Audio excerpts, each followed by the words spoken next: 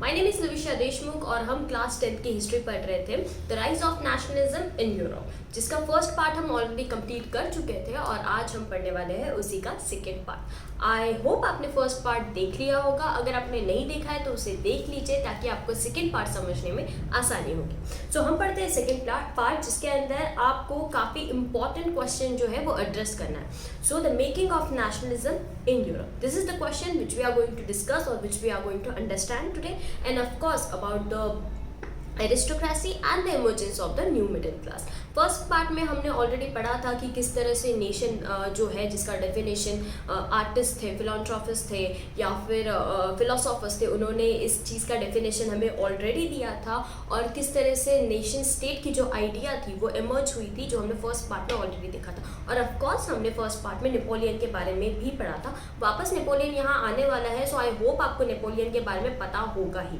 So we will start. तो यहाँ पे एक चीज़ है, मैंने आपके लिए ऑलरेडी 18th सेंचुरी का एक मैप जो है वो डाल रखा है, जिसमें क्लियरली दिखता है कि उस टाइम पे यूरोप के अंदर कोई नेशन नहीं था। अगर नेशन नहीं था तो नेशनलिज्म कहाँ से आएगा? बाय द वे, नेशनलिज्म होता क्या है? Nationalism is the pride one has for one's country. अब यहाँ पे कंट्री ही नहीं है तो नेशनलिज्म की तो बात ही नहीं आती। बट यही तो चीज़ है जो आपको समझना है कि जब कंट्री नहीं थी तो नेशनलिज्म आया कैसे, और नेशनलिज्म आया इसी वजह से नेशन आया। तो यहाँ पे समझते हैं कि उस टाइम पे जो जर्मनी, इटली, स्विट्जरलैंड जैसे कि आज एग्जिस्ट करते हैं तो तब नहीं थे।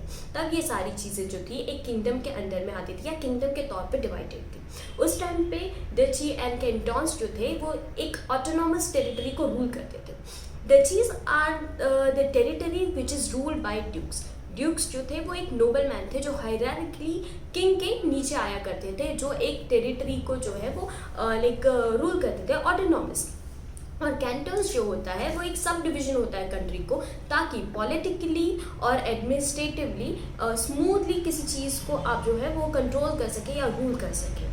ओके, इसके बाद हम चाहते हैं आगे। तो इसमें आपको समझ में आता है कि उस टाइम का जो यूरोप था वहाँ पे काफ़ी ज़्यादा डिफरेंट एथनिक ग्रुप्स रहा करते थे, डिफरेंट लैंग्वेजेस वाले, डिफरेंट कल्चर्स वाले, और इसी वजह से उनके पास नेशनलिज्म फीलिंग जो थी वो नहीं थी और इसी वजह से वहाँ पे नेशन नहीं था। सिर्फ एक ही चीज़ जो थी जो उन्हें टाई करके रखती थी वो था एक कॉमन एम्पायर, जिसके अंडर में उनकी टेरिटरी आती थी और जिसके अंडर में वो लोग आते थे। बट वो लोग डिफरेंटली, लाइक जो एथनिसिटी थी उनकी वो काफ़ी ज़्यादा डिफरेंट थी। अब हम यहाँ पे देखेंगे, एक एग्जाम्पल देखेंगे हैब्सबर्ग एम्पायर का, जिसमें समझाया जाता है कि किस तरह से डिफरेंट एथनिक ग्रुप्स के पीपल जो थे वो हैब्सबर्ग एम्पायर के अंडर में आते थे। हैब्सबर्ग एम्पायर जो था वो रूल करता था हंगरी और ऑस्ट्रिया पे। ऑस्ट्रिया जो है वो अल्पाइन रीजन में आता है। Alpine region is the mountain range, जैसे हमारे यहाँ का हिमालय हो गया, ठीक है। तो यहाँ पे जो थे वो डिफरेंट एथनिक ग्रुप्स के पीपल रहा करते थे डिफरेंट प्रोविंसेस में। तो यहाँ पे प्रोविंसेस आता है सुडेटलैंड, ऑस्ट्रिया, टायरोल, बोहेमिया, लुम्बार्डी एंड वेनेटिया। अब यहाँ पे आप देखिए, बोहेमिया में जो थे वो जर्मन स्पीकिंग प्रोविंस था, और वहीं आप लम्बार्डी और वेनेटिया में जाएंगे तो वहाँ पे इटालियन स्पीकिंग प्रोविंस था। अब इतना ज़्यादा एथनिकली डिफरेंट लोग या लैंग्वेजली डिफरेंट लोग जो रहेंगे वो किस तरह से कॉमन आइडियोलॉजी को बिलोंग करेंगे। वहीं आप दूसरी तरफ देखते हैं हंगरी को, तो वहाँ पे आपको समझ में आएगा कि आधी जो पॉपुलेशन थी वो मग्यार बोलती थी और आधी जो पॉपुलेशन थी वो लोकल डायलेक्ट्स बोलती थी। लोकल डायलेक्ट्स यानी कि लोकल लैंग्वेजेस, और जो ग्लेसिया थे वो पॉलिश बोला करते थे। अब ये चीज़ आपको एक मज़ेदार चीज़ ये होती है कि इंडिया के अंदर काफ़ी ज़्यादा डिफरेंट एथनिक ग्रुप्स है, काफ़ी ज़्यादा डिफरेंट मतलब लैंग्वेजेस के पीपल है, कल्चर्स के पीपल है, but still we have the sense of a nationalism and the unity, जो उस टाइम पे जर्मनी में, उस टाइम पे यूरोप में नहीं थी। Okay, this is something you should always keep your mind and you can use in your answers also. So अब इतने ज़्यादा एथनिक ग्रुप्स के जो पीपल थे वो किस तरह से एक common sense of political unity को प्रमोट करेंगे, द इम्पॉर्टेंट क्वेश्चन। और वो किस वजह से टाए थे? ऑफकोर्स मैंने आपको ऑलरेडी बताया कि कॉमन एम्पायर के अंदर में ही वो आते थे। उसके अलावा और कोई भी चीज़ नहीं थी जो उन्हें यूनाइट करके रखती, सिवाय नेपोलियन के, जो हमने फर्स्ट पार्ट में ऑलरेडी नेपोलियन के बारे में पढ़ा था कि किस तरह से वो एक मिलिट्री कमांडर था फ्रांस का, और किस तरह से वो चाहता था या किस तरह से उसकी जो लाइक फैंटेसी थी to conquer the France, like around the territory of the France, I am so sorry. तो उसके वजह से किस तरह से बाकी जगह out of the France nationalism जो था वो ज़्यादा इमर्ज हुआ, क्योंकि जो नेपोलियन था उसने फ्रांस के अंदर में एक कॉमन करेंसी को लाया, यानी कि एक कॉमन कुछ एलिमेंट्स को लाया जिस वजह से लोगों को एक कॉमन नेरेटिव फील हो, except their ethnicity, language and etcetera. He bring out so many different administrative system which help them to feel like a nationalist or feel like they are living in a nation state. But also Napoleon के जो इरादे थे, जो France के आजू बाजू के territory को कॉन्कर करने के लिए, तो उस वजह से वहाँ के जो टेरिटरी के लोग थे उन्होंने सेंस ऑफ यूनिटी को जनरेट किया टू डिफीट नेपोलियन. ठीक है, एंड दुश्मन को मारने के लिए ये लोग एक साथ आ गए. That's the thing you should always keep in mind कि ना दुश्मन का दुश्मन दोस्त होता है. दुश्मन का दुश्मन दोस्त नहीं होता, सब मतलब के दोस्त होते हैं, और राजा मतलबी लोगों से दोस्ती नहीं करता. This is something happens here only. Different ethnicity के लोग जो थे वो एक साथ यहाँ आए क्योंकि उन्हें नेपोलियन को डिफीट करना था. सो उसके बाद हम समझेंगे कि एरिस्टोक्रेसी और द न्यू मिडिल क्लास क्या होता है. तो सबसे पहले हम समझेंगे एरिस्टोक्रेसी क्या है, और उसके बाद हम जाएंगे द न्यू मिडिल क्लास किस तरह से इमर्ज हुआ.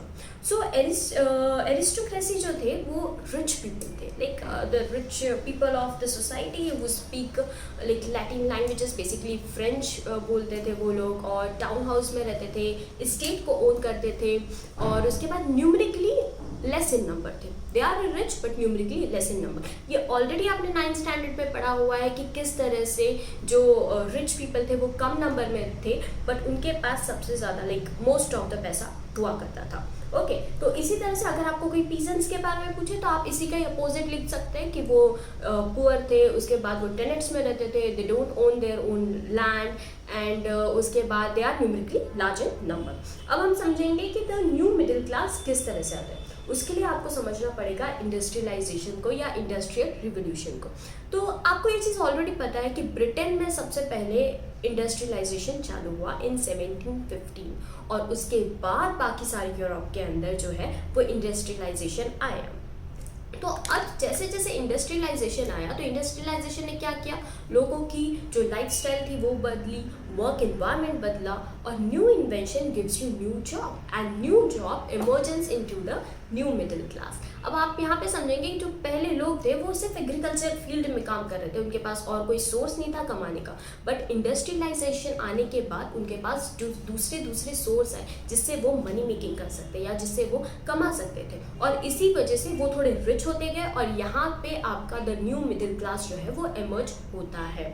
अब आप समझेंगे कि तो न्यू मिडिल क्लास की वजह से ही जो है नेशनलिज्म फीलिंग आई. किस तरह से, अब उनके पास पैसा था but they don't have like resources to spend on, like उतने रिसोर्सेज नहीं थे. आज आपके पास पैसा हो गया, आप मैक खरीद लेंगे, आप आईफोन खरीद लेंगे, आप गाड़ी खरीद लेंगे, आप कुछ भी खरीद लेंगे, पर उस टाइम पे ये सारे रिसोर्सेज थी ही नहीं, तो वो इन्वेस्ट कहाँ करेंगे. सो दे इन्वेस्ट इन एजुकेशन, और एजुकेशन एक की थी जिसके वजह से एक नेशनलिज्म की फीलिंग वहाँ पे आई.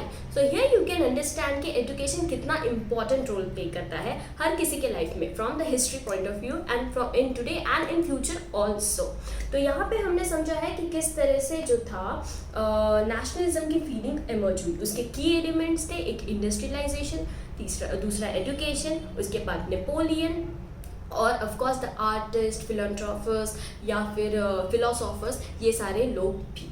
तो इसके बाद का जो सेशन है वो हम नेक्स्ट वीडियो में देखेंगे. अगर आपको नोट्स चाहिए तो आप डिस्क्रिप्शन से जो है वो नोट्स डाउनलोड कर सकते हैं, मैंने ऑलरेडी डाल रखा है, और फर्स्ट वीडियो के भी डाल रखे हैं मैंने, सो आप वहाँ से डाउनलोड कर सकते हैं. और मिलते हूँ मैं आपको नेक्स्ट वीडियो में, तब तक के लिए थैंक यू.